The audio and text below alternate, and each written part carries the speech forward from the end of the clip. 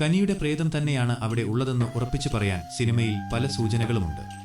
കനിയുടെ ആത്മാവിന്റെ സാന്നിധ്യം ഫിലിപ്പിന്റെ ആത്മാവിനൊപ്പമാണ് എപ്പോഴും കാണിക്കുന്നത്. രോഹനെ ആക്രമിക്കുന്നതിന് തൊട്ടുമുമ്പായി അവന്റെ മുടിയിൽ കനി തലോടുന്നത് പോലെ തോന്നുന്നത് ഇതിന് തെളിവാണ്. ഫിലിപ്പിന്റെ ആത്മാവാണ് കനിയുടെ മരണത്തിന് കാരണമായതെന്നും നമുക്ക് മനസ്സിലാക്കാം. രോഹനുമായി പിരിഞ്ഞതിനു ശേഷം കനിയുടെ ജീവിതത്തിൽ എന്തൊക്കെയോ അസ്വാഭാവികമായി സംഭവിക്കുന്നുണ്ട്. കനിയുടെ മാതാപിതാക്കളുടെ സംഭാഷണത്തിൽ നിന്ന് മകൾക്ക് വേണ്ടി ഒന്നും ചെയ്യാൻ പറ്റിയില്ലെന്ന് വേദന വ്യക്തമാണ്.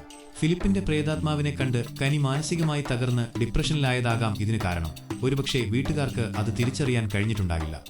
എന്നാൽ കാര്യങ്ങളെല്ലാം പോറ്റിക്ക് കൃത്യമായി മനസ്സിലായിരുന്നു. ഇങ്ങനെയൊക്കെ സംഭവിക്കുമെന്ന് താൻ മുൻകൂട്ടി പറഞ്ഞിരുന്നില്ലേ എന്ന് പോറ്റി തന്റെ അമ്മയോട് ചോദിക്കുന്നുണ്ട്. സാത്താൻ സേവയും മരിച്ചവരെ ഉയർത്തെഴുന്നേൽപ്പിക്കുന്ന തന്ത്രങ്ങളും വശമുള്ള ഫിലിപ്പ് മരിച്ചതിനു ശേഷമാണ് കനി ആത്മഹത്യ ചെയ്യുന്നത്. കനിയുടെ ചിലങ്ക ഫിലിപ്പിന്റെ കാലിൽ കാണുന്നത് ഇവരുടെ മരണങ്ങൾ തമ്മിലുള്ള ബന്ധം വെളിപ്പെടുത്തുന്നു. മരിച്ചതിനു ശേഷം കനിയുടെ ആത്മാവിന് മോചനം ലഭിക്കാതെ ഫിലിപ്പിനൊപ്പം നിൽക്കേണ്ടി വന്നതാകാം അവന്റെ സാന്നിധ്യമുള്ളിടത്തെല്ലാം കനിയെ കാണാൻ കാരണം. ഒടുവിൽ പോറ്റി ഫിലിപ്പിന്റെ ശരീരം കത്തിച്ചതോടെ കനിയുടെ ആത്മാവിന് മോചനം ലഭിച്ചിട്ടുണ്ടാകാം. അതുകൊണ്ടാണ് അവസാനം രോഹൻ വീട്ടിലെത്തുമ്പോൾ കനി അവിടെ പ്രത്യക്ഷപ്പെടുന്നത്. എന്നാൽ ഇത് ഒരു വിടവാങ്ങലാണോ, അതോ തന്നെ ചതിച്ച രോഹനോടുള്ള പ്രതികാരമായി അടുത്ത ചാപ്റ്ററിൽ കനി തിരിച്ചു വരുമോ എന്നത് കാത്തിരുന്നു തന്നെ കാണണം.